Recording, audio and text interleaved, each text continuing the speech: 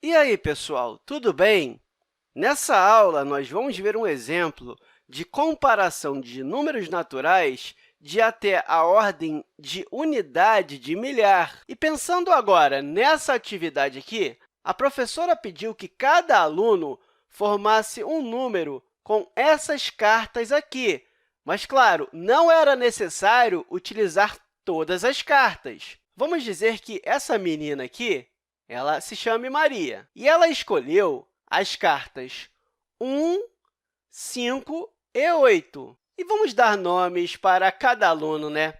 Essa aqui é a Larissa, e a Larissa escolheu as cartas 8, 5, 2 e 1. Já o Ricardo ele escolheu as cartas 2, 5, 1 e 8.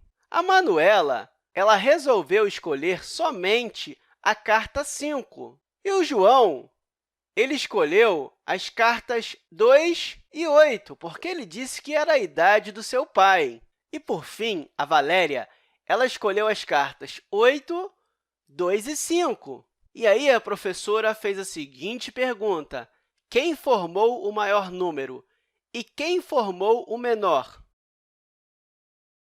E, para isso, nós vamos utilizar esta tabela aqui de ordens e classes. Então, vamos começar analisando a Maria. E lembra que eu disse que os números eles representam uma ordem e nós sempre começamos a analisar da direita para a esquerda? Então, primeiro nós temos as unidades, depois as dezenas e depois as centenas, não é?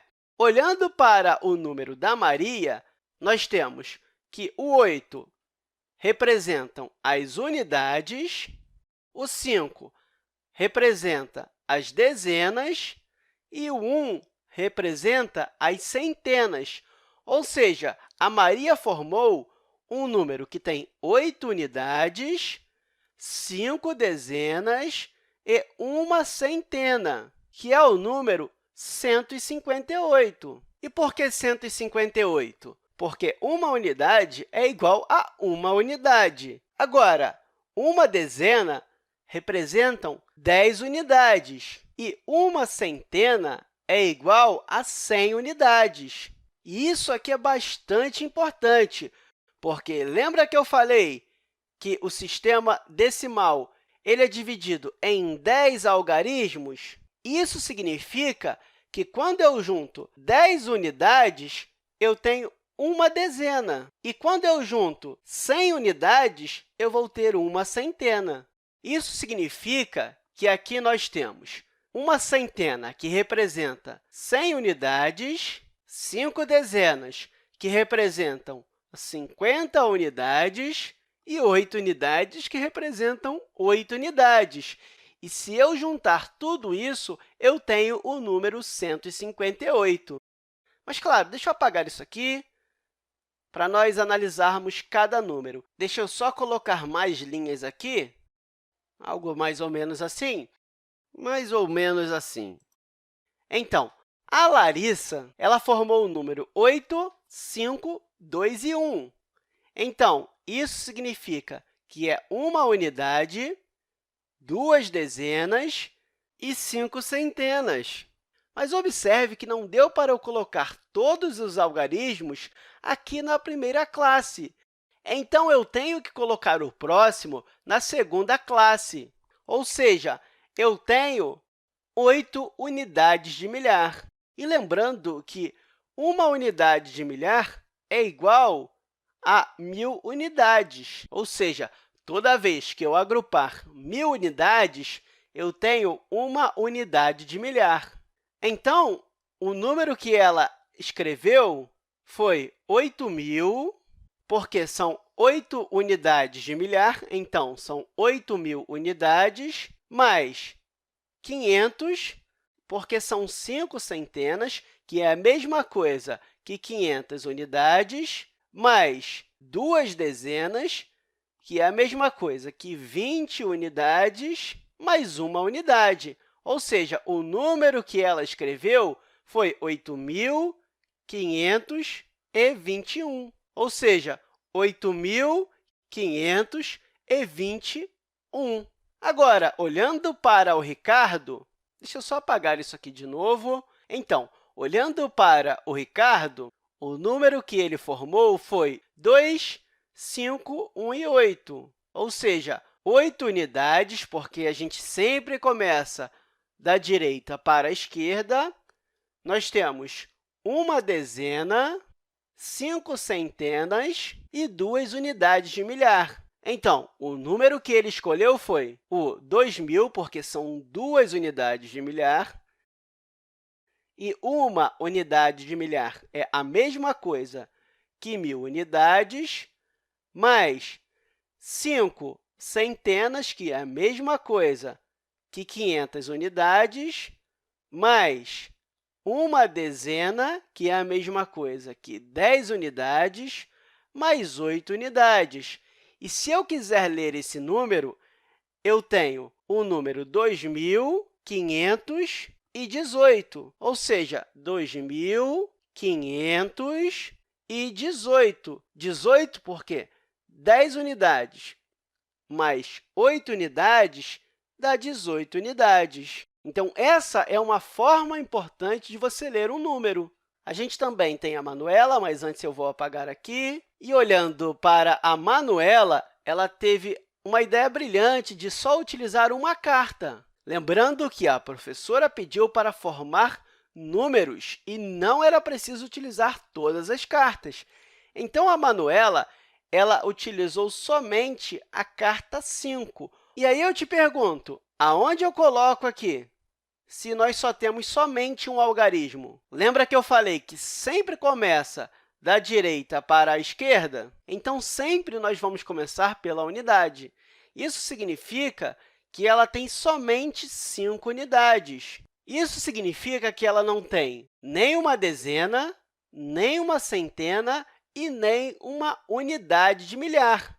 E se nós quisermos colocar todos os números até a quarta ordem, nós temos que ver que também a Maria ela não possui uma unidade de milhar, ou seja, ela tem 0 unidades de milhar. E aí, o número escolhido pela Manuela foi o número 5, ou seja, 5 unidades. Deixa eu só descer um pouquinho aqui para continuar. E nós ainda podemos pensar no João e na Valéria, mas deixa eu continuar a minha tabela aqui. E olhando para o João, nós podemos observar que ele escolheu as cartas 2 e 8, ou seja, 8 unidades e 2 dezenas. Isso significa que ele tem 0 centenas e 0 unidades de milhar. E o número que ele escreveu, se nós quisermos ler, é a mesma coisa que 2 dezenas, que são 20 unidades, mais 8 unidades, ou seja, 20 mais 8 dá 28 unidades.